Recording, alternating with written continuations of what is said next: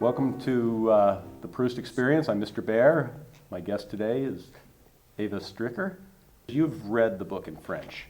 Twice. Twice in French. And what's the difference? You know, I'm not speaking French, I don't know, but what's the difference of the experience going from reading it in French to reading it in English? I had a feeling reading the Moncrief translation that when he came to a traffic bump in the text, he just left it out. But to answer your question, then naturally the French was much, much more detailed. Everybody that reads the novel has the parallel experience of having set off involuntary memory in their own life. Yes. And I want to talk about a little bit of your experience, where you came from, and then moving to Oakland, and then reading it here and being taken back to your childhood and your early days. Involuntary memory to me comes back, for instance, very recently in a magazine photo of a Lipizzaner horse. Uh-huh. And I was immediately thinking of you, and even though I don't know your wife, but with her love for horses, it brought back a lot of my father had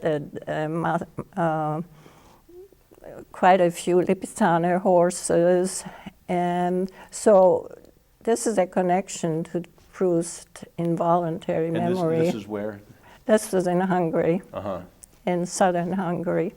Let's talk about how this affected you in terms of comparing it to other books and where it stands in your pantheon of literature, and how it's some of the enrichment that this has given you. There wasn't anything else in my whole life that I've read to which it could be compared. It's not just the length of the book, but because so much of it from time to time comes back in your own way of thinking. So I think it's just basically a very, very deep, I wouldn't call it a religious, but a very deep experience.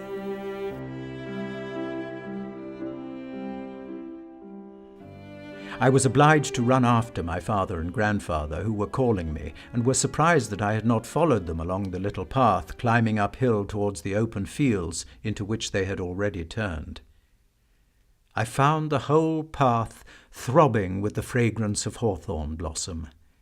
The hedge resembled a series of chapels whose walls were no longer visible under the mountains of flowers that were heaped upon their altars, while underneath the sun cast a square of light upon the ground, as though it had shone in upon them through a window. The scent that swept out over me from them was as rich and as circumscribed in its range as though I had been standing before the Lady Altar, and the flowers, themselves adorned also, held out each its little bunch of glittering stamens with an air of inattention, fine, radiating nerves in the flamboyant style of architecture, like those which in church framed the stair to the rood loft or closed the perpendicular tracery of the windows, but here spread out into pools of fleshy white, like strawberry beds in spring. In terms of it seems to have life in a way that no other book has, because first of all, it does take you from a beginning to an end, so you do follow people. In a normal novel, people hit a crescendo or a climatic point in the book, and there's a bit of a denouement, but that's the end of the book. Well, that was just right. The end of a chapter, and you had to see these people in their glory, and then you had to just follow them all the way down the road, which was very lifelike. I also had regrets when I thought of Proust dying. Let me see, was born in 1871, and died in 22. What would have happened if he would have had a longer life? It seemed that he had some premonition of just what he wanted to achieve, how much time he had to achieve it, and just what it would take. And he didn't leave much left. He was It took him right to the very end to finish, and he would have and it took all of his strength, and there was very little left of him to do this. And I had the feeling that when it started, when he started, I have a feeling that he kind of had some semblance of the urgency to finish this. And this was, again, quite profound to me in terms of this call to arms to whatever we're here, whatever our purpose is. At some point it comes time where there's only so much time left, and you really have to figure it out what it is that you want to do and do it, or it's going to pass. And the sense of urgency in the book and the sort of intensity that he was able to create because of this urgency, I think is what gives the book the sense that it's so alive. And I have a feeling it had a lot to do with his state of health, which was, of course, very shaky, very fragile. He had his first attack of asthma when he was 9. And of course, in those days, there wasn't very much. They had some fumigations, and I mean, it seemed very difficult to see how he was able, even with his father, who was such a prominent physician.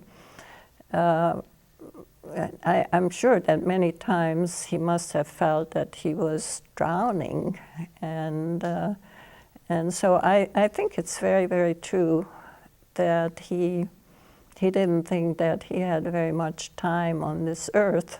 And just the whole European experience and the whole end of a way of life. I mean, I don't know if you had a chance to. You're a little younger than this experience, but there's still remnants of that world, and seeing a whole different world disappear there. To tell you quite honestly, I have not, quote unquote, met Proust until I came to this country. And it was through my daughter Meredith, who read the novel in college and left the book behind, like most wonderful children who think that parents should have some of the memories. It was so fascinating after a while when I got over my little boredom of these long sentences, of the long paragraphs and so forth and so on, that I wanted to read the whole book, and I finally did. The first 100 pages put a block on a lot of people. It's very yes. difficult to get through the first 100 pages, and again, they seem like it's total nonsense. It doesn't seem like it means anything. A little boy waiting for a goodnight kiss, and it doesn't seem like anything fits together and anything's happening. And at the end of the book, you realize it's set up for every detail, every sentence, everything that happens is important. I bent down slowly and cautiously to take off my boots. But no sooner had I touched the topmost button than my bosom swelled, filled with an unknown, a divine presence. I shook with sobs, tears streamed from my eyes. The being who came to my rescue, who saved me from barrenness of spirit, was the same who, years before, in a moment of identical distress and loneliness, in a moment when I was no longer in any way myself, had come in and had restored me to myself. For that person was myself, and more than myself, the container that is greater than the contents which it was bringing to me.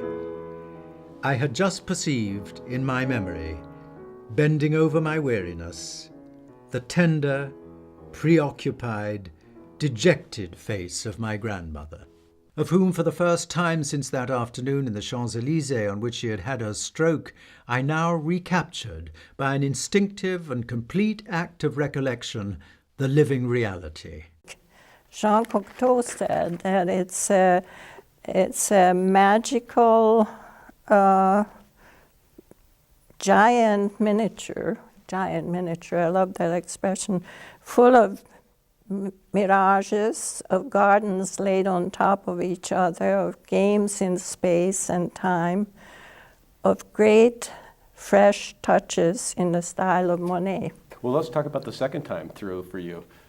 That must have been, again, because then you have it all laid out, and then it's almost, now you see, the first time you get a sense of the structure, you get a sense of who everything is, how it's all laid out, and then the second time you can start seeing the connections and how it was put together in a sense. Well, it's more prosaic because my French improved, so my comprehension was better. And there was a 10-year gap, and certainly I didn't remember the 958 word sentence as such. So that was a wonderful experience because I understood it better. Now, what else have you brought on your notepad? Professor Adrian Proust, who died in 1903, father of Marcel Proust, and his mother, Madame Proust, who died in 1905. And during that terrible year when he lost his mother, to whom he was famously close, he explained to friends who had suffered the same kind of loss that it is important at first to just survive. Gradually, the cherished image will return to the mourner. However, there always remains something quite bruised and hurtful. One cannot recover a suffering fully without first experiencing it very deeply. And I thought that was really a beautiful sentence too, about loss and mourning. One of the most beautiful scenes in the book is his grandmother dies, and he doesn't